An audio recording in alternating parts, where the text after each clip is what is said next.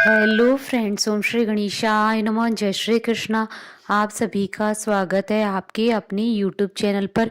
Friends, आज हम आपको इस वीडियो में बताने जा रहे हैं पौष मास की कृष्ण पक्ष की सफला एकादशी का शुभ मुहूर्त, पूजा विधि, महत्व, व्रत कथा और धन लाभ के लिए किए जाने वाले उपायों के बारे में।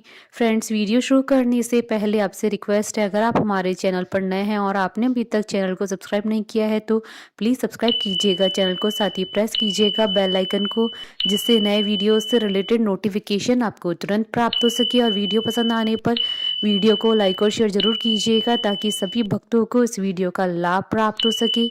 और कमेंट बॉक्स में जय श्री कृष्णा जरूर लिखिएगा। हिंदू धर्म में एकादशी तिथि का विशेष महत्व होता है। प्रत्येक वर्ष में 24 एकादशियां होती है, किंतु अधिक मास होने की स्थिति में एकादशी की संख्या 26 होती है। जो भक्त एकादशी का व्रत रखते हैं वह एकादशी के नियमों का कड़ाई से पालन करते हैं तथा अगले दिन सूर्योदय के बाद ही उपवास का समापन करते हैं। एकादशी व्रत करने के दौरान सभी प्रकार की अनाज का सेवन वर्जित होता है। जो लोग किसी कारणवश एकादशी का व्रत नहीं रखते हैं उन्हें एकादशी के दिन भोजन में चावल का प्रयोग नहीं करना चाहिए तथा झूठ व परनिंदा से बचना चाहिए। जो व्यक्ति एकादशी के दिन विष्णु सहस्त्र नाम का पाठ करता है उस पर भगवान विष्णु की विशेष कृपा बनी रहती है।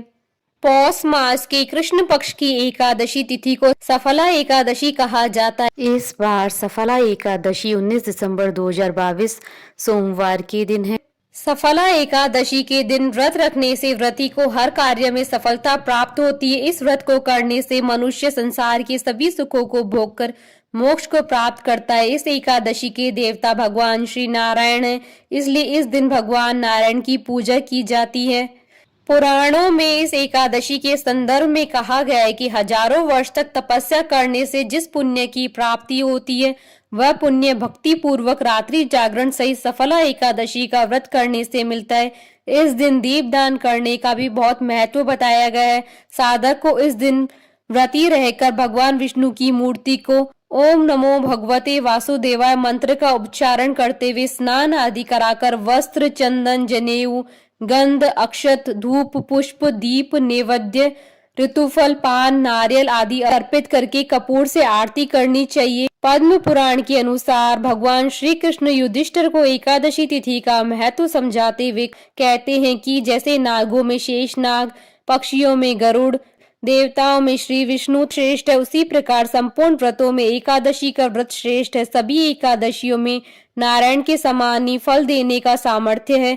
इनकी पूजा आराधना करने वाले को किसी और की पूजा की आवश्यकता नहीं पड़ती है, क्योंकि ये अपने भक्तों की सभी मनोरथों की पूर्ति कर उन्हें विष्णु लोक पहुंचाती है। फ्रेंड्स, अब आइए जानते हैं सफला एकादशी के शुभ मुहूर्त के बारे में।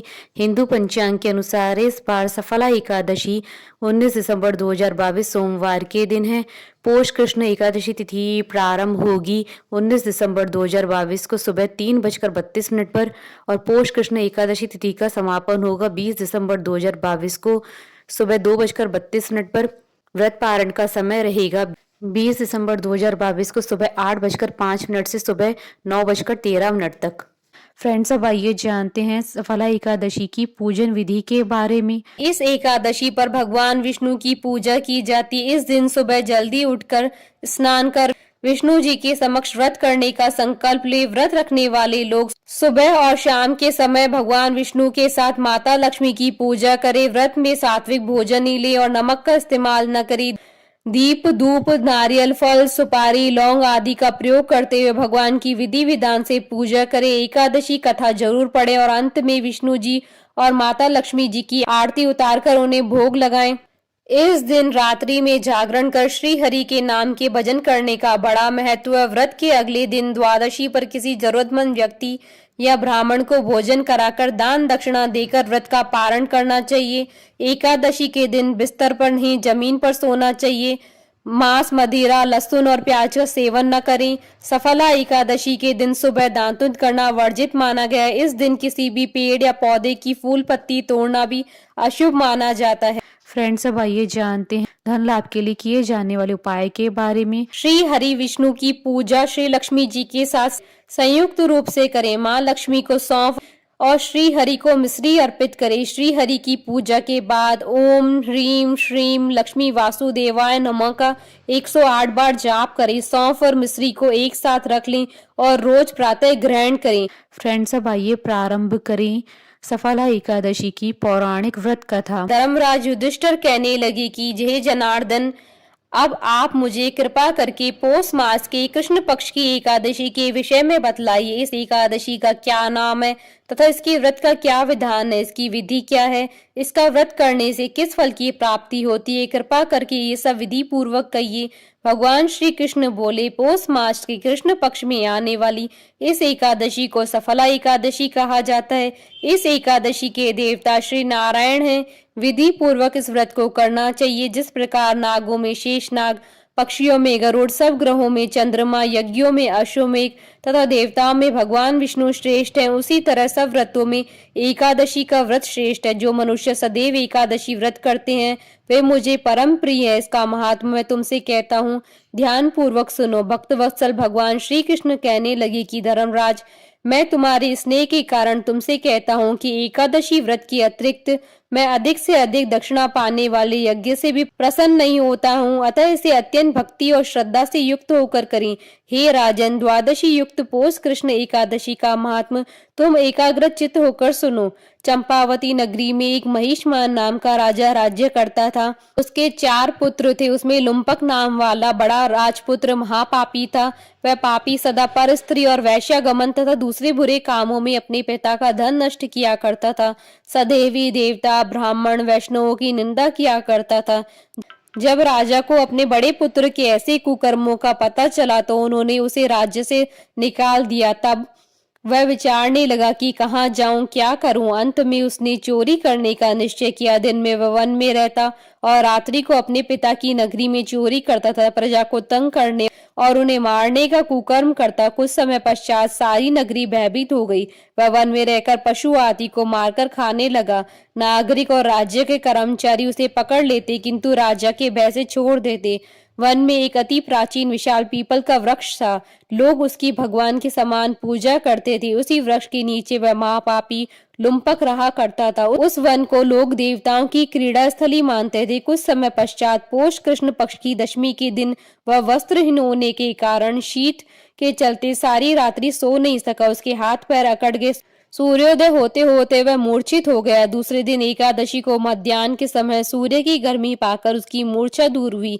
गिरता पड़ता वह भोजन की तलाश में निकला। पशुओं को मारने में वह समर्थ नहीं था, अतः पेड़ों के नीचे गिरे हुए फल उठाकर वापस उसी पीपल के वृक्ष के नीचे आ गया। उस समय तक भगवान सूर्य अस्त हो चुके थे। वृक्ष के नीचे फल रखकर कहने लगा कि हे भगवान, अब आपके ही अर्पण है ये फल, आप ही तृप्त हो जाइए। उस रात्रि को दुख के कारण रात्रि को नींद भी नहीं आई। उसकी इस उपवास और जागरण से भगवान अत्यंत प्रसन्न हो गए और उसके सारे पाप नष्ट हो गए। दूसरे दिन प्रातः एक अति सुंदर घोड़ा अनेक सुंदर वस्तुओं से सजा हुआ उसके सामने खड़ा हो गया। उसी समय आकाशवाणी हुई कि हे राजपुत्र, श्री नारायण की कृपा से तेरे पाप नष्ट हो गए। अब तू अपने पिता के पास जाकर राज्य प्राप्त कर। ऐसी वाणी सुनकर वह अत्यंत प्रसन्न हुआ और दिव्य वस्त्र धारण करके भगवान आपकी जय हो कहकर पिता के पास गया। उसके पिता ने प्रसन्न होकर उसे समस्त राज्य का भार सौंप दिया और वन का रास्ता लिया।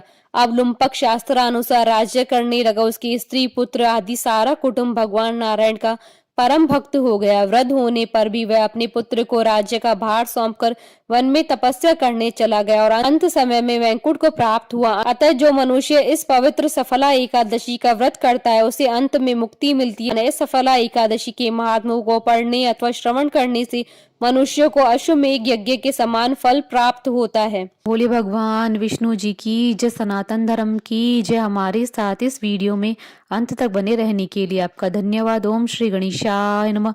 जय श्री कृष्णा।